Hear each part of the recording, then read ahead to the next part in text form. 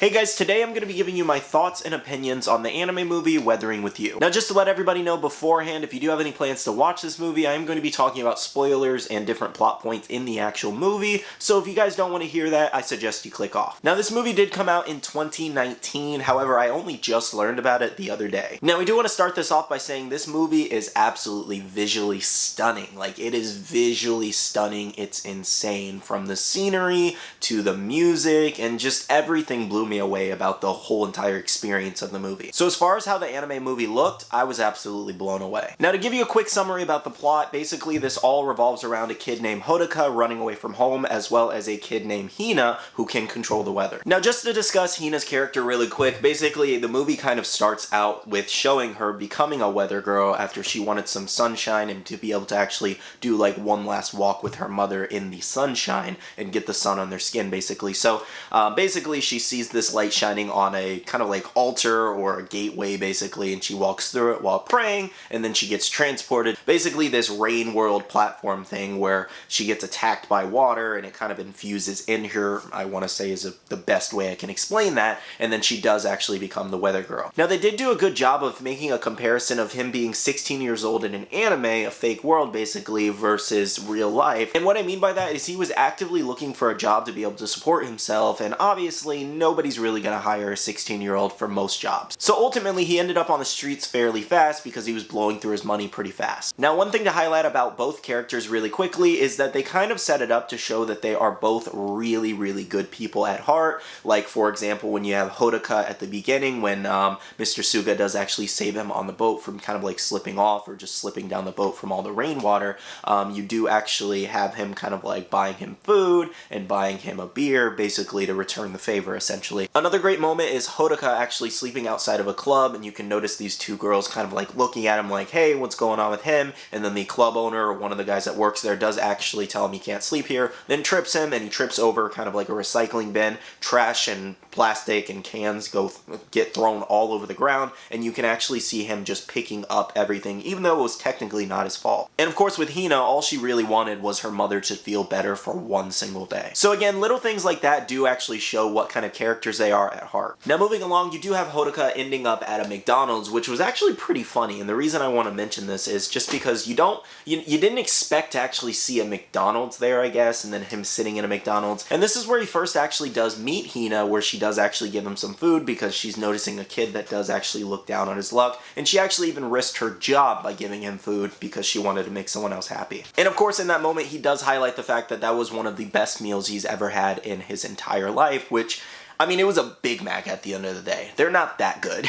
But I guess moments like that do actually hint at the fact that how bad he does actually feel his life is. Now this is revealed a little bit later, but basically Mr. Suga sees himself a little bit in Hodoka when he was younger, so that's probably why he was willing to actually give him a job, and he truthfully does think he's a good kid. And then it does give you this nice little montage of Hodoka kind of like basically adjusting to his new life in Tokyo, which was definitely sentimental in itself. Now if you don't remember, Hodoka did actually find a gun in that recycling bin, kind of like wrapped up in something and just kind of thrown in there. Now for some reason later on in the movie they do actually state that he kept it because it brought him good luck basically, and that wasn't exactly really explained. It was just super weird. So I do feel like a gun being introduced to the story wasn't exactly helpful in the grand scheme of things, except for two different moments. Like this moment when he was saving Hina from these guys who basically wanted to use her basically in a, I guess, a sex club or something like that. Hodoka kind of sensed this and he ends up running towards her and kind of saving her, but eventually the guys do catch up and they start like pummeling him to the ground, and then that's when he does actually pull out the gun. Now one gripe I do actually have about these two scenes is that Hina actually does run away with Hodoka to the same building where that altar was,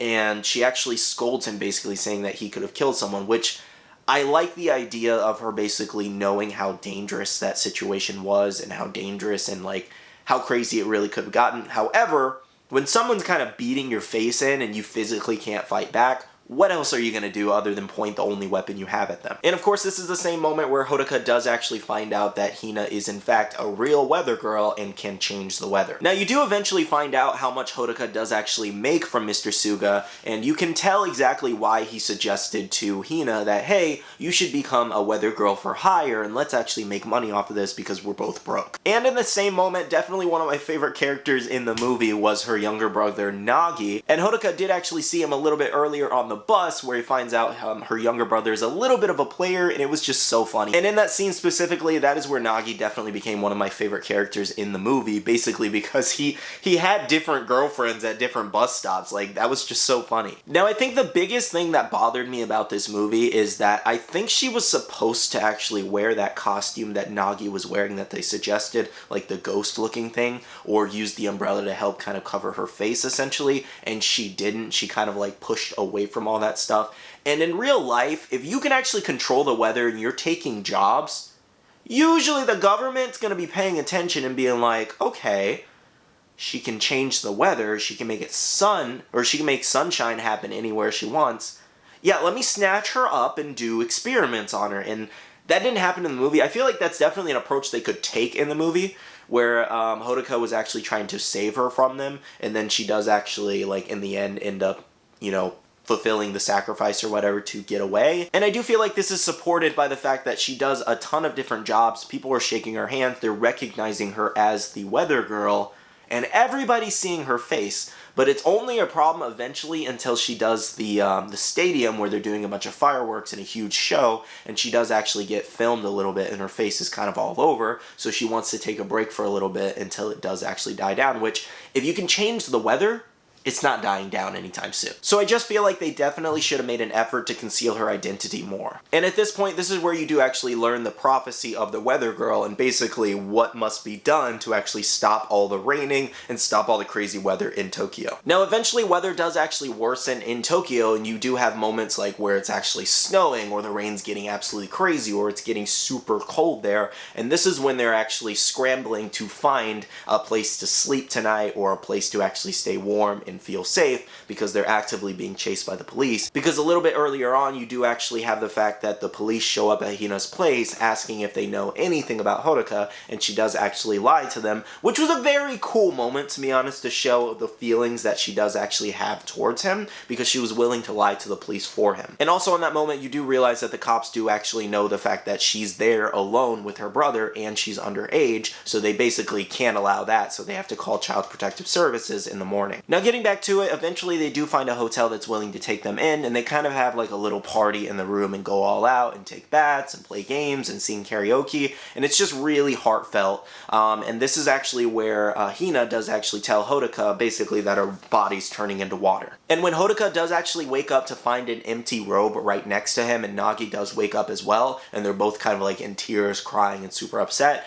it's definitely very sad after that moment they had last night where he was telling her that he would protect both of them and get a job and support them financially, just to wake up and she's completely gone. I really didn't like the fact that the police kind of just busted down the door and actually did just appear. They didn't explain exactly how they were able to find him. They just came across this random hotel that they happened to be in, I guess. There's no way they could search every single hotel or every single building in just a night with everything going on. They were searching for this one kid. Like, come on. But I will say, Hodoka has an extreme talent for evading the police. It's absolutely hilarious when he does actually escape a police station. And this does lead into a really great chase scene where it shows a lot of the determination that he has to actually save her and bring her back. Now, I did like the fact that Mr. Suga was the one waiting for Hodoka in the tower, because he was seemingly the only one that could actually reason with him at this moment. And in an effort to stop him, this is where Hodoka does actually pick up the gun that was waiting there, and this is where the police do show up at the same time, and Mr. Suga's just kind of like, he's just a kid, you guys need to relax. Please don't shoot him, and he's kind of like pointing the gun at everybody. And again, this is like the only other moment where the gun's useful. Outside of that, I don't really think it needed to be introduced into the plot. Because again, in this moment, he didn't actually shoot anybody with it. He kind of just threw it down and tried to make a dash for it. Inevitably, the police did grab him. But this is where you do actually see Mr. Suga act like a father, basically, and he's like, hey, get your hands off of him, and he tackles the police basically and tells Hodaka to go for it. Now, I already liked Mr. Suga when he did actually give him a place to stay and give him a job early on in the movie. However, I liked him a lot more in this moment because he knew the consequences of what he was about to do when he tackled the police. He knew that this would basically probably jeopardize the chances of actually getting full custody of his daughter, but he didn't care in that moment because it's like, hey, I care about him, get off of him, you're hurting him. Now at this point, Hodaka does run through the gateway and he does actually end up saving her, and they have a heart-to-heart moment where she's just like, what about Tokyo?